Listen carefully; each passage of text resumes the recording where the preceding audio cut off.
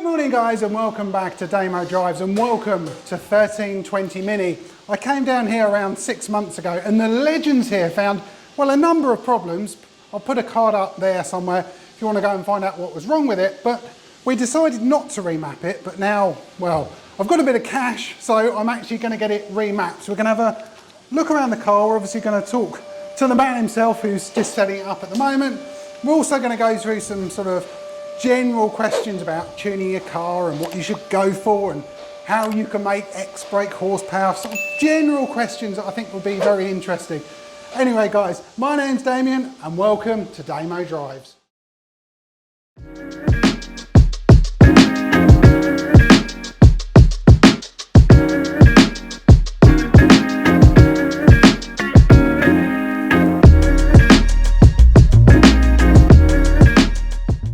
Summer they're just gutless, but come the winter they make more. So the cooler you can keep the intake charge, the more power you'll make. So we're going to hand over to the man himself and he's just going to talk through what's going on. So what's the first step in this remapping process? So basically, before we start, I want to make sure, we've probably done it on the last video, we want to check it's got oil, water in it. If we run it with no oil in, you're walking home or getting the train. It's a long old way. Yeah, we spoke about in the last video about the top to bottom being a litre. So if it's down here, to get it back up to here will be a litre of oil, and that's how we measure if the engine is in good or bad condition. And how much should you get through, do you think, per 1,000 miles? Is it a litre per 1,000-ish? No, I mean if you're doing a litre 1,000, you need to start looking at a rebuild. Oh dear. So hopefully we're not going through that. Yeah, obviously you're just driven here, so it's quite... Yeah, it's been like 3 hours, I think. Okay. Yeah, we're good. It was always a bit of a surprise when you open up. It's like a Christmas present. You're not quite sure what you're going to find in there, as we found out last time. So obviously we've got a run from before. What we need to do is, I haven't touched the software or anything on the car. I want to rerun the car as is. Check it's the same as what we had last time, or very similar. Obviously I don't know how cold or hot, but hopefully the weather correction will make it very similar to what it was.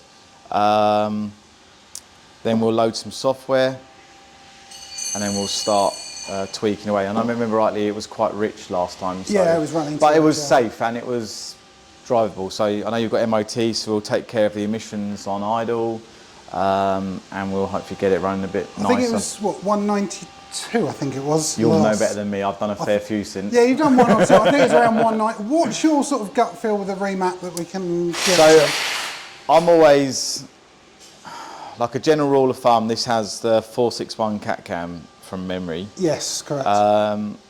Normally 190 to 205 is normally the thereabouts. With the 469 they normally pull a bit more at the top, but then they're all different, so it makes what it makes. Last time, oh, that's a good start. Because obviously we've got 17% pulley. Someone asked whether, you know, should they go 15% or 17? Yeah, again, our advice, and of course it is just advice, it's not a right or wrong. If you were track day racing and you love the track day, the smaller the pulley, the higher intake temperatures you'll have. So if you were doing track day racing, you're probably better off with a decent intercooler and maybe a 15%. If you're just like hot street driving, I would probably recommend a 17%. Still have the intercooler. I mean, the intercooler's the thing that kills these cars is, everyone will notice, you know, just in the last week we've had like 30-degree heat. The cars feel sluggish, almost like my old Renault 5. In the summer they're just gutless, but come the winter they make more. So the cooler you can keep the intake charge, the more power you'll make. So this sort of seems quite a common. So yeah, check. and I get a lot of people say to me, oh yeah, but my car doesn't run hot. And my answer to them is literally, well, we're not talking about water temperature, we're talking about air intake temperature. So as the air comes out the supercharger, it goes through this intercooler. Obviously not in the most ideal place, being on top of an engine in a crammed engine bay, But the better you can make this piece and make this piece work, the better results you're going to get. So what about moving, so you get obviously... So obviously with our track day races, a lot of them take these out and put front mounts on. Now you have a way bigger system to fill. So sometimes you'll reduce the torque. I mean, you should, in theory, always get similar power numbers if you could rev it far enough. But your torque's always going to be down because your pressure's down. So the volume's the same, but the pressure's lower. So in a lot of tracks are now, I do quite a bit of work on the Mini Challenge sort of R53 class, and they all went front mount and all the cars slow down. I think one person went back to top mount, and they've all gone back to top mounts because obviously they've all got this bit of extra torque because they're power limited, but they're not torque limited. So they've all gone back to the top mounts and deal with the heat as it comes. So I probably wouldn't advise anything less than an AirTech or a GRS, and that's just my advice. There's no right or wrong. I'm not too keen on the cheap ones. They don't seal around the boots properly. You pay for what you get. With everything. I've seen that with people with injectors, especially on the forums, going, I paid £20 for this injector and it doesn't work. We have tons of the Chinese 550s coming in and we just refuse to use them because you can have the car right, and then they're not spraying correctly, and then all of a sudden they ring up saying, oh, my car's flooded, and you're just like, well, what do you expect? So now I just refuse to use the cheap injectors. And, you know, everyone comes here, if you want performance, why are you leaving stuff on the table with like a rubbish intercooler and things like that? So that's your biggest thing you need to take care of is your intercooler. Heat is your enemy. The cooler you can make this, the better results you'll get. It's already 25 degrees in here. So just doing nothing with 25, we haven't started it up yet, it's 25 degrees in here. So at the very least, our intake temperatures are going to be like 35 to start, which is a bad thing. And at about 56 degrees, the car will start retarding ignition. When it retards ignition, it will go richer. When it retards ignition, it will lose power. The car's basically trying to save itself. In the past, if it retards too much ignition, it burns exhaust valves out. So it's a very sort of like seesaw where you've got to get it perfect. Cooling is important, and you will benefit by better cooling. So we're basically setting up the dyno. This is a very old school dyno. I think this dyno could be 20 years old now. So, but it's like our old faithful. Obviously I've selected Dyno drives up here, so that's the profile, which is when we store all your dyno graphs. Normally, unless I have a computer crash, I never lose a dyno graph. So I have dyno graphs from forever. On this system, I'll go into calibration and I should just check that my load cell is reading 0, or you can see this is here. So current torque value is dancing around the 0. So how the dyno works is it will put resistance on almost looks like two brake discs, and there's a magnet that will hold them brake discs, almost slowing them down. And then as it pushes the whole arm, it pushes against the load cell, which will then create a torque value. Then there's obviously some calculation, which will give it a horsepower value. So first thing, the dyno is reading 0, which is good. Next thing we do is the weather correction. So 25 degrees in temperature, pressure is 30.97. If we're about to get a huge amount of rain, this number drops. Normally when it's red hot, this number goes up. This is how much pressure. So effectively, 0 is 1,000 or just over 1,000 millibars, or 100 kPa. So the higher this number, effectively it's like boost naturally. So what I do is I'll be doing the tuning, and then I'll be just checking the weather as well, so just to make sure it's all good, because obviously it will naturally get hotter in here. I've never thought that you have to worry about, I knew temperatures, but not so obviously pressure and humidity. Obviously, we get cars that come here in the height of winter, when it's like snow outside and the air's freezing cold. In here will be like, I don't know, in here will probably be like 5 degrees, 6 degrees, 7 degrees. and then they'll come in the height of summer when it's like 30 degrees or 25 degrees. The aim is that they always run line on line, and they should always make exactly the same kind of numbers, whether you're here in the winter or so. Now naturally the car will probably always make a bit more in the colder air, but we shall see. I haven't touched the OBD, I'm just going to run it off, see what we got, then we'll load some software. So just before we go into a run, we need to make sure that the car reads the same RPM as the dyno. So we run in third gear on this dyno because the rollers are like 42 inches, they're huge.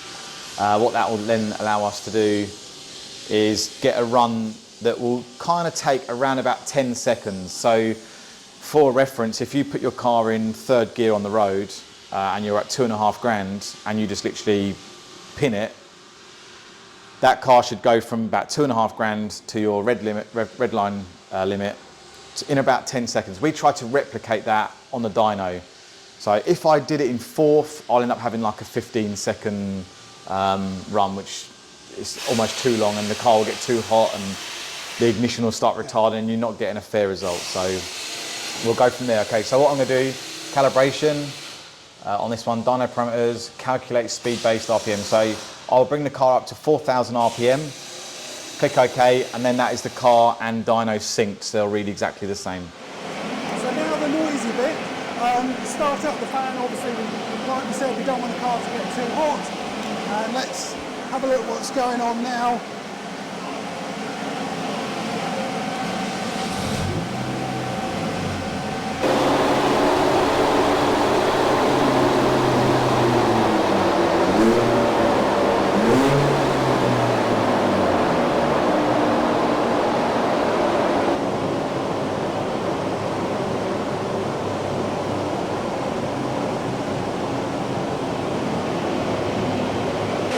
Got some nice cold air, well, coolish air trying to go in there, trying to keep the intake temperatures down.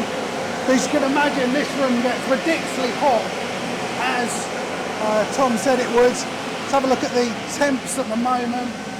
So 91 degrees, engine 46 intake. So I can't remember what he said, lit 50-ish where it starts retarding it back, so we'll have to have a chat with him. But 45 degrees, so I've just got to cool it down to give it a true representation.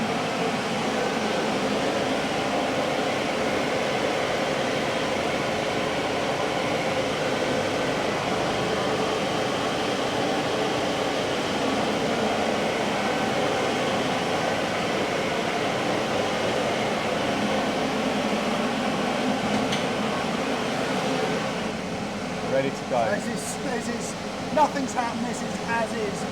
Off the road, I haven't even plugged into the OBD yet, so we'll see how it goes.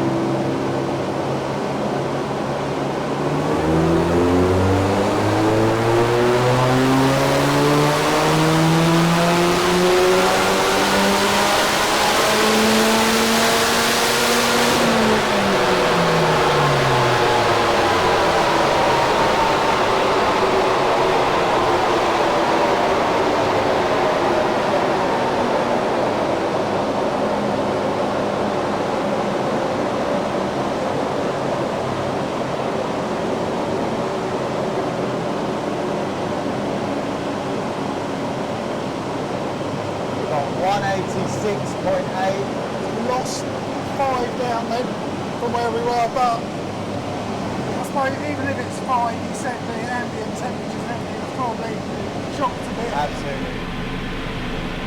Go again.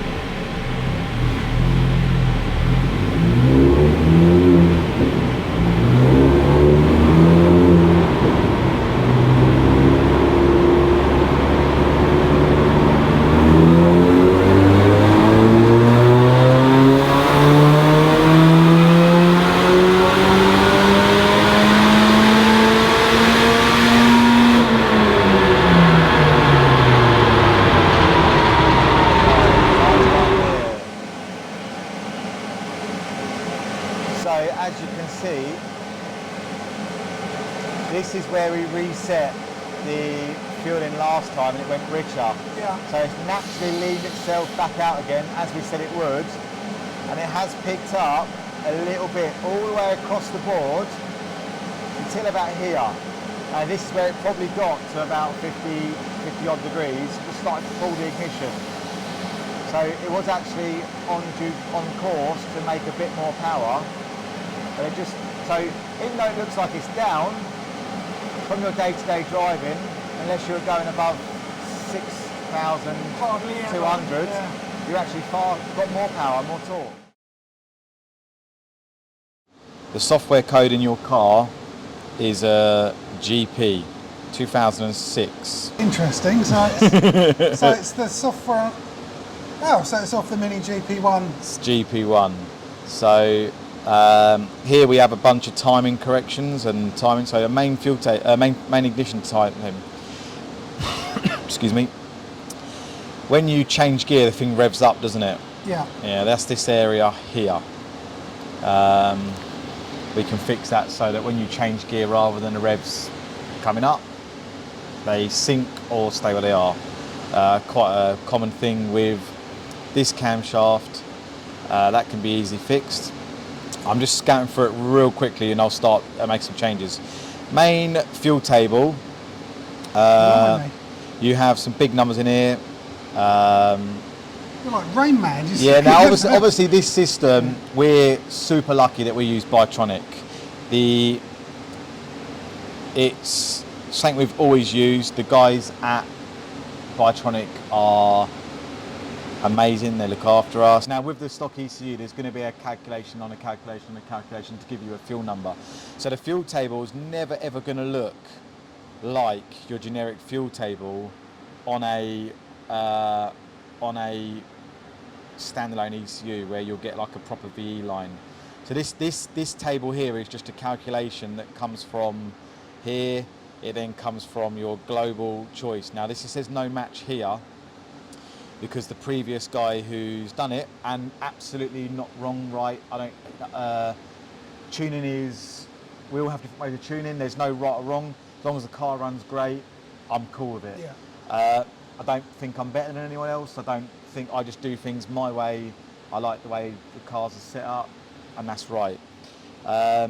We have Porsche 440 injectors in this, and on your injector battery compensation, you have this thing on our system called Easy Choice. Cooper S JCW 380cc. So that's wrong then. Your first injection is your cold start. Again, that's just standard GP stuff. You've got cranking enrichment, so when you first crank the car, that's standard GP. So a lot of the fueling settings are set up for 380cc injectors. It has 440s, but we'll get that fixed. These two tables are the ones that run the car. Previous guy has scaled it up to 7.2. Love that, because obviously if you've got a car revving higher, so normally this would be set to like 7 grand. So yeah. So this is a air intake air pressure map. So it is standard, but because you've got a pulley, these numbers should be raised, and it will probably idle different here. Again, I'll go ahead and fix that shortly. So will it idle higher or lower? We're probably going to aim to idle about 9 to 950 because of the CatCam 461. It does sit there idle. So idle at the minute is set to 775. So we'll raise it up a little bit. Raise it up a little bit. And if you have your aircon turned on, it would go to 825. And what we are going to do, a big one, is the fan.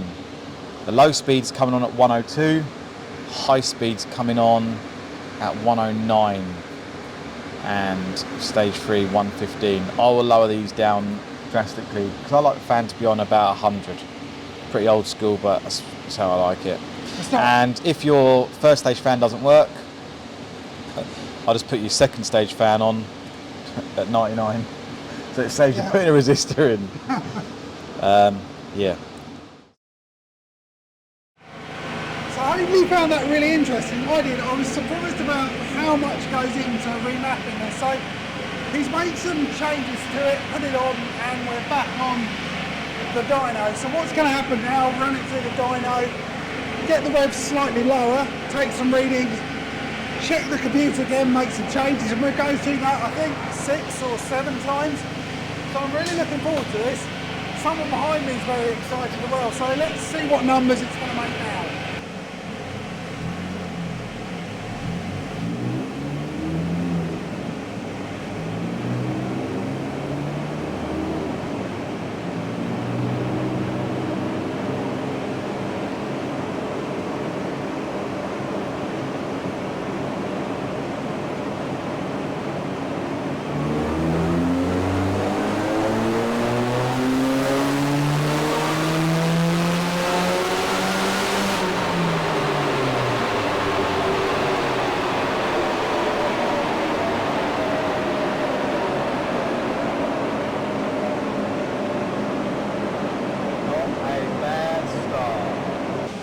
So we are running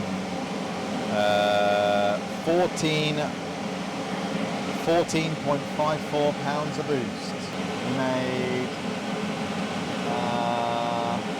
172.2 at 5,400 RPM.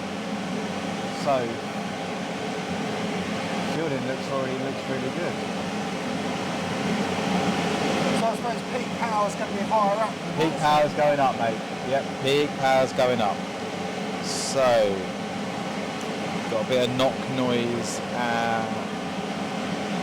So what is it? Look at the figures now and sort of make slight tweaks on it? Yeah, so make adjustments to timing. So looking at the knock noise, looking at the fueling, looking at the trims. It's all looking pretty good, to be fair. I'm going to have to ask, knock noise, what is... So the engine's picking up a noise. Now there's a certain amount that's allowed, so the engine's going to be noisy. Now if you get like a detonation, that will become really noisy. So on this it creates a voltage which gives you a massive spike. So it's the reason why I'm not wearing earplugs, listening to the engine and doing it manually. Oh, okay. The ECU's listening to knock. Now if the engine picks up huge knock noise, it retards the ignition, so it does it for you. So I don't need to necessarily listen to the engine, I can just look at the data and go, right, okay, well, it's getting noisy there, I need to either reduce the ignition or add fuel. But the fueling is actually looking pretty sweet already.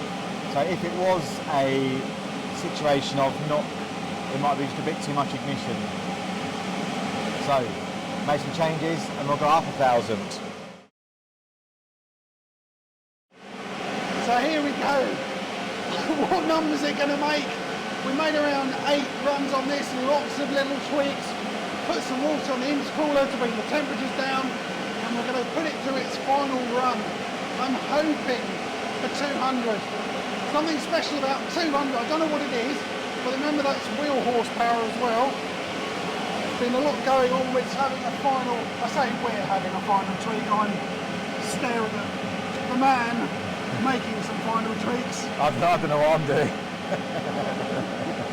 I've played with the timing, the fueling, and everything in between.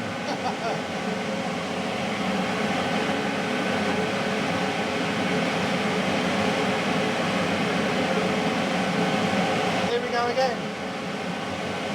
This is the final one. It's the final one. Final one, but there might be one more. So possibly the final. Come on.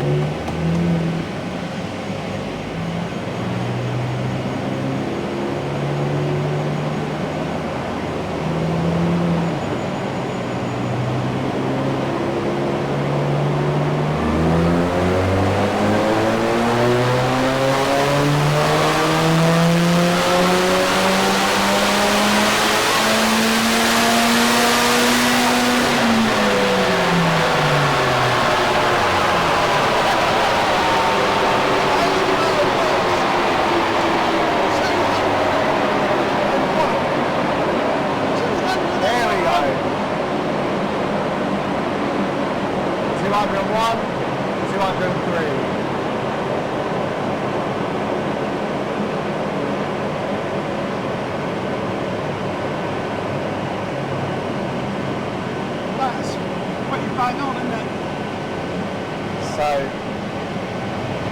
probably need to just sort of fuel it out here, but that's okay. That's looking good. Oh, I hit my magic number. That's what I wanted, so I'm more than happy. Right, so dyno figures, can you talk us through what it is? The base run we decided to use was 186 and 176 wheel torque. That was the second run, just so kind of comparisons with, we just done like 4 runs, one after the other, and we've ended up with the end. So anyway, we only took the car to 7 grand or 6,950 on the original map. So even if we compared there, I think the car made way more. Now we've picked up all the way through, if you can look at the graph, and even at the 6,950 mark, the car's at 199, whereas it was at 183. It's quite a big so difference. we've picked up good. Now, obviously it's very close down the bottom to where it was, but we know the fueling went richer as we went on. So as we've leaned it out, we've just picked up what we picked up from 186 to 200, so 14 horsepower. Which is quite a lot considering it was only making 161 from factory. Yeah, and then even if we compare about when it was here last, it made 191 or 192. Yeah. We're still up 8 horsepower, even in February. So there's a gain. We haven't lost. It's running obviously a lot more leaner on wide open throttle, and that's probably the benefit of us doing it on here, is we can see what the car's doing, we can make changes, and then we can carry on. So where it was tuned before, it might just be on the safe side, which is absolutely awesome because it hasn't gone wrong, it doesn't damage it. You just leave a tiny bit left on the table, but we've picked that up today, so it's good. Which is good, it's exactly what I wanted. Well, we've hit the magic 200, so probably need to go for a test drive. Definitely. Before MOT. Oh no, I hate the MOT. The dreaded MOT. No, so let's get de-strapped and take us for a drive. You can drive, I'll go passenger. Yeah. I'm going to take the laptop in case I need to make any little changes on the road. And we can get your thoughts on the road even in this hot day. Yeah, excellent. All good? Cool, thanks. You're gonna need pretty much every single bolt on. You're gonna need your You're gonna need your GRS intercooler. You're gonna need your big valve head. You're gonna need a good intake system like a JCW with an ITG. You're gonna need a manifold. You're gonna need a catback. You're gonna need all the bolt-ons, and you're gonna need a big valve head. And more than likely, you're going to want to rev this thing to probably 75 to 8,000. So the stock pistons and rods will do it, but if you're building it to be reliable, then you might want to look at putting a set of pistons in it.